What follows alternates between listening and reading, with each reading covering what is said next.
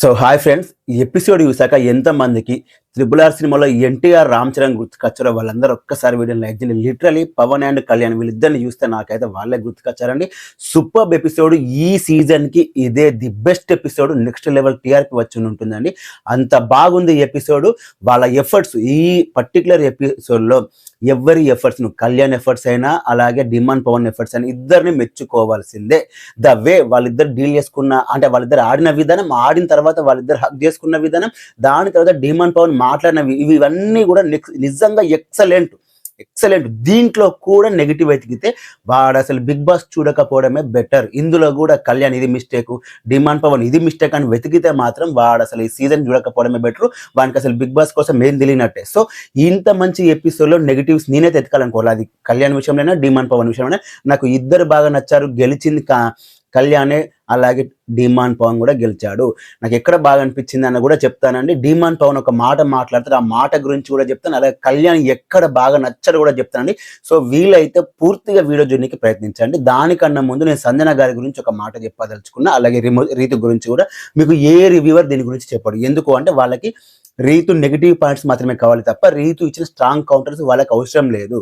They want only రీతుని negative చేస్తున్నారు. అది ఎక్కడో ఎలానో చెప్తే అది విన్న తర్వాత కూడా మీకు నచ్చకపోతే అప్పుడు నన్ను తిట్టుకోండి, ఓకే?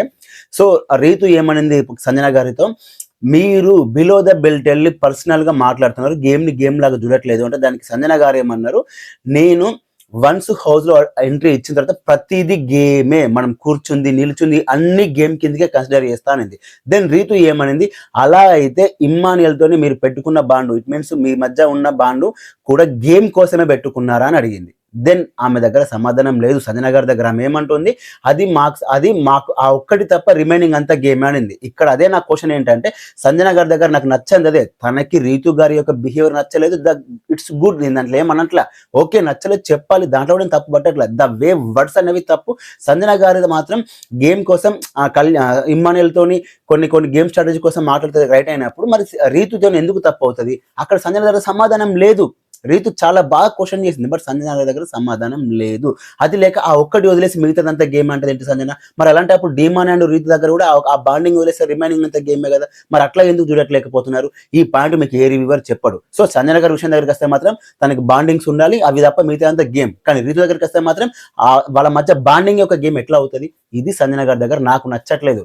తను టాప్ 5 కోసం ఇలా చేస్తుందని నేను అనుకున్నా, తప్పు కూడా పట్టట్లేదు. మనం టాప్ 5లోకి వెళ్ళాలి అంటే మనం వెళ్ళొచ్చు, దానికి సంబంధించి మన గేమ్ ప్లాన్ మనం ఆడచ్చు. నేను అక్కడ కూడా సంజన గారు తప్పు పట్టట్లేదు. కానీ తను మాత్రం కొన్ని విషయాలు కరెక్ట్ అయినప్పుడు రీతు కూడా కొన్ని విషయాలు కరెక్ట్ అయిపోతుంది. కానీ ఇదంతా పట్టించుకోకుండా వాంటెల్లీగా రీతు నెగిటివ్ ఇస్తున్నారు, అది నాకు నచ్చట్లా.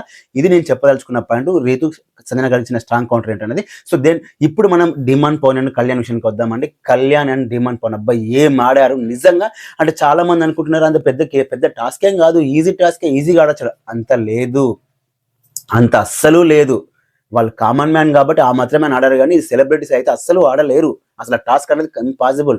అలాంటి టాస్క్ని ఇద్దరు పోటీ పడి ఆడారు. ఇన్ఫ్యాక్ట్ డిమాండ్ పవన్ ఇంకా ముందు అయిపోయేది, బట్ తన బ్యాక్ పెయిన్ వల్ల ఆడలేకపోయాడు. కళ్యాణ్ గెలిచిన తర్వాత కూడా ఫ్లాగ్ ఎత్తనికి ఆలోచించాడు సరే, అక్కడ నాకు బాగా నచ్చింది.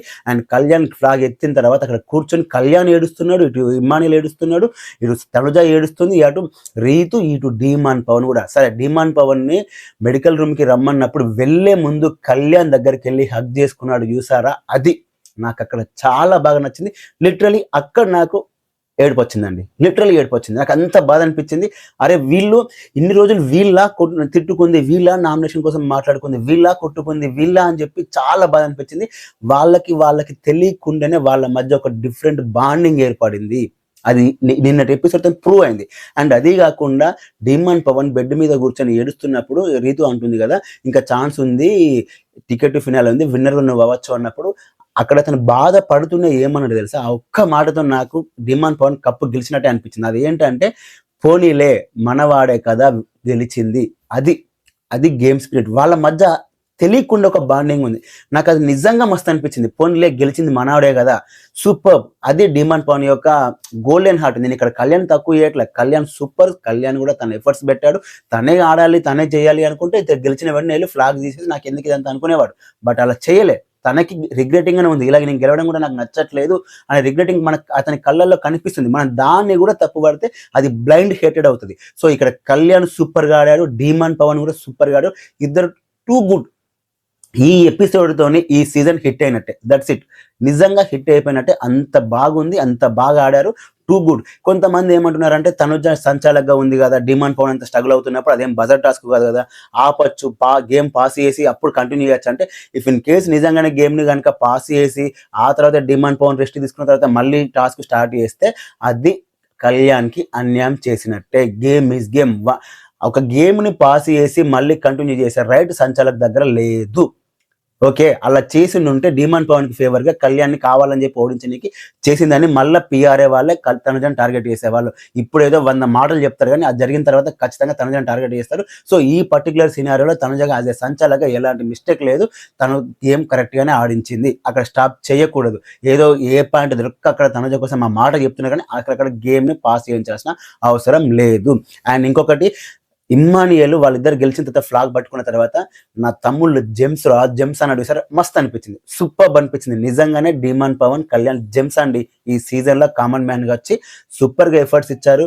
అండ్ కళ్యాణ్ కూడా ఇప్పటి వరకు సింగిల్ టాస్క్ ఏది ఆడలేదు అని చెప్పి ఒక నెగెటివ్ డాట్ అయితే ఉంది. అది ఆడి తనకి తాను ప్రూవ్ చేయించుకుంది. సరైన టైంలో పర్ఫెక్ట్‌గా ఆడి కళ్యాణ్ నేను ఇది అని చెప్పి ప్రూవ్ చేయించుకుంది. అది సూపర్బ్ అనిపించింది. నాకు ఫ్లాస్ ఉన్నాయి, నెగెటివ్స్ ఉన్నాయి. బట్ అవన్నీ చెప్పదలుచుకోవాలి. ఎందుకు అంటే ఇలాంటి ఎపిసోడ్‌లో మనం ఒక నెగెటివ్ ఎత్తుకొని చెప్పడం అనేది బ్లైండ్ హేటెడ్ అవుతది. అందుకే నేను ఏది చెప్పదలుచుకోలేదని టూ గుడ్ అంతే. కళ్యాణ్ ఫ్యాన్స్ కళ్యాణ్ ఓటేసుకోండి. డిమాండ్ ఫ్యాన్స్ ఓటేసుకోండి. చూసారు కదా మీరే నిన్న మొన్నటి వరకు తిట్టుకున్నారు. డిమాండ్ పవన్ వెళ్ళి కళ్యాణ్ నెక్కు పట్టుకుని చెప్పి ఎంత నెగెటివ్ చేశారు. బట్ అల్టిమేట్ గా వాళ్ళు ఒకటయ్యారు. ఈ సీజన్ కి హైలైట్ ఎపిసోడ్ మనకి ఇచ్చారు. ఇద్దరు ఏడ్చారు. ఇద్దరు బాండింగ్ బాగుంది. అండ్ అల్టిమేట్ గా డిమాండ్ పవన్ కూడా మన కళ్యాణ్ కదా గెలిచింది అన్నాడు. సో ఇవన్నీ కన్సిడర్ చేసుకోండి. అంతే తప్ప బ్లైండ్ హేటెడ్ గా నెగెటివ్ గా మాట్లాడకండి. టూ గుడ్ ఎపిసోడ్ అండి. దీంట్లో ఎవరు తప్పుపడాల్సిన అవసరమే లేదు. ఇద్దరు బాగా ఆడారు. ఇద్దరికి ఓటేసుకోండి. నేను అనుకుంటున్నా డీమాన్ టాప్ 3 డిజర్వ్డ్. మరి అందులో తనుజ, కళ్యాణ్, ఇమ్మనిల్ ఆల్రెడీ ఉన్నారు కదా. అందులో ఎవరు డిజర్వ్డ్ నేను చెప్పలేను. బట్ నా వరకు అయితే నాకు డీమాన్ పవన్ టాప్ 3కి డిజర్వ్డ్ అనిపించింది. నన్ను అడిగితే ఇంకా రన్నర్ విన్నర్ కూడా డిజర్వ్డే నా వరకి. కానీ ఓటింగ్ లేదు కాబట్టి దానికి నేను చేసేది ఏం లేదండి. బట్ ఐ హోప్ డిమాండ్ పవన్‌కి ఇక్కడైనా మంచి ఓటింగ్ పడాలని కోరుకుంటున్నాను. టికెట్ టు ఫినాల్ వరకు గెలవాలి. ఎందుకంటే కొంతవరకు ఓటింగ్ తక్కువ ఉంది అంటున్నారు కాబట్టి నేను నమ్మను. కాకపోతే అంటున్నారు కాబట్టి ఆయన టికెట్ టు ఫినాల్ గెలిచి డైరెక్ట్ టాప్ 5కి వెళ్ళాలని మనస్ఫూర్తిగా కోరుకుంటున్నాను. అతను ఎలిమినేట్ అవ్వడానికి కోరుకుంటున్నానండి. అండ్ ఇంకొక అప్డేట్ ఏంటంటే కళ్యాణ్ తన కెప్టెన్సీ వెనక్కి తీసుకుంటే అది తెలీదు. ఇది ఒక ఫేక్ బజ్ క్రియేట్ చేశారు. అసలు లైవ్ కూడా షూటింగ్ అవ్వకముందే ఎట్లా చెప్తారండి? అంత ఫేక్ ఇదంతా. వ్యూస్ కోసం వాళ్ళంతా ఫేక్ క్రియేట్ చేస్తున్న అదేం నమ్మకండి. తీసుకోవడం అనేది అన్యాయమే. ఒకవేళ కళ్యాణ్ గనుక కెప్టెన్సీ తీసుకున్న అది అన్యాయం కిందగా కన్సిడర్ చేస్తాం. అంతే తప్ప అది ఏదో చెయ్యాలి బిగ్ బాస్ టీం వాళ్ళు మనం చెప్పింది చెయ్యాలని చెప్పి వీళ్ళంతా కావాలని చెప్పి రుద్దుతున్నారే తప్ప అక్కడ కెప్టెన్సీ తీసుకోవడం అనేది ఉండదు. ఇది నేను అనుకుంటున్నా. ఒకళ్ళు తీసుకుంటే దాన్ని నేను చేసి కూడా ఏం లేదండి. సో ఇది మీకు ఎలా అనిపించింది ఎపిసోడ్ కామెంట్ చేయండి. అలాగే మన వీడియోని లైక్ చేయండి. Thanks for watching.